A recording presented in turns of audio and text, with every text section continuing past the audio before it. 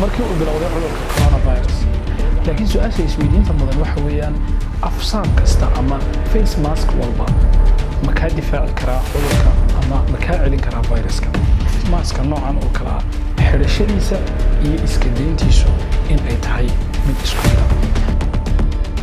markii uu bilowday cudurka coronavirus, hay'adda caafimaadka adduunka u qaabilsan ee marka magaceega la soo gaabiyo loo yaqaano WHO waxa ay ku talisay in aanu muhiim ahayn in afka la xidho ama la qaato face mask.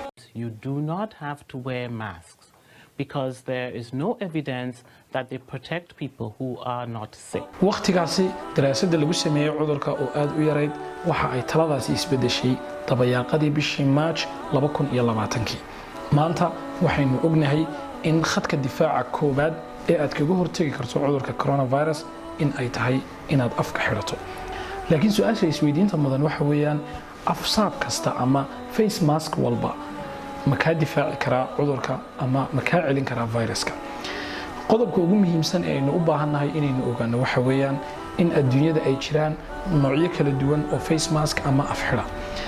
face mask walba ama afxidh waliba waxa uu leeyahay shaqo gaara oo qabto oo loo sameeyay. tusaale haddii aan soo qaato waxa jira afxidhyo loogu talagalay matalan inay ka celiyaan dhaska. waxa kaloo jira afxidh loogu talagalay inuu ka difaaco kaarboonka ama muxuu ahaayay kaarboonka ka soo baxa warshadaha dadka ka shaqeeya oo kale. waxa jira afxidh loogu talagalay marka ay dhakhaatiirtu qalliinka sameynayaan. waxa jira afxidh kaliya ta loogu talagalay xarago. haddaba maanta waxaan soo qaadan doonaa 4 nooc oo ka mid ah afxidhka ugu caansan ee dadka Soomaalidu ay isticmaalaan iyo mid walba waxa loogu talagalay. afxidhka ugu wanaagsan ee aad u isticmaali karto inaad iskaga difaacdo coronavirus waxa magaciisa loo yaqaanaa waa KN95. afxidhkani waxa ay ku qeexaan hay'adaha caafimaadka adduunku inuu yahay the best protective medical device ee ilaa hadda la soo saaray.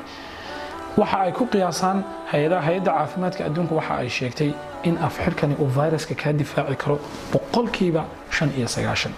maanta inkastoo afxidhkani uu yahay mid aad u yar laakiin wadankeena waa uu yaalaa waana la heli karaa. afxidhkan haddaba marka aad iibsanayso waxa aad ku garan karaysaa dushaa sare ayaa ay kaga qoran tahay magaciisu waxa ku soo baxaya KN95. afxidhka labaad waxa magaciisa loo yaqaanaa waa surgical face mask.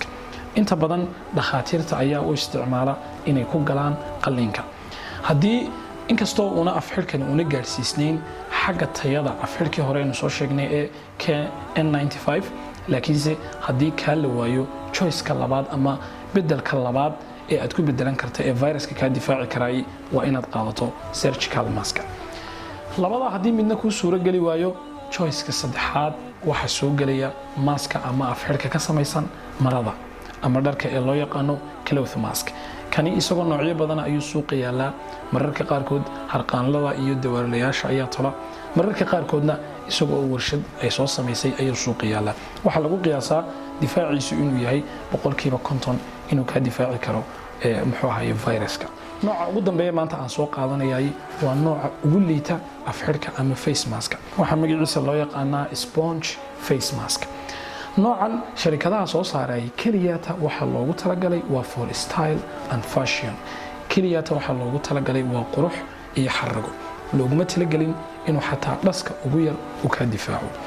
qofka marka maanta noocan oo kala xiran ee u xiran inuu virus iskaga difaaco waxa aan kula talinaya waxa muhiim ah inuu ogaado maska noocan oo kala xirashadiisa iyo iska deyntiisu in ay tahay mid isku mid ah. marka sponge masku waa nooca ugu liita haddii ay noqoto difaaca viruska. 4 nooc ayaan jeclaystay maanta inaan idin la wadaago. waxa muhiim ah inaynu ogaano in ay jiraan noocyo badan oo kale oo maasaska ama afxidhana inay jiraan. marka waxa muhiim ah inaad ogaato in maska marka aad iibsanayso ayna muhiim ahayn qaabka uu eegyahay ama shape-kiisa ama color-kiisa laakiin waxa ka muhiimsan magaca maska iyo inaad internetka ka baadho waxa uu qabto. waxa kale fariin u dirayaa ganacsatada soo dejisa afxidhka.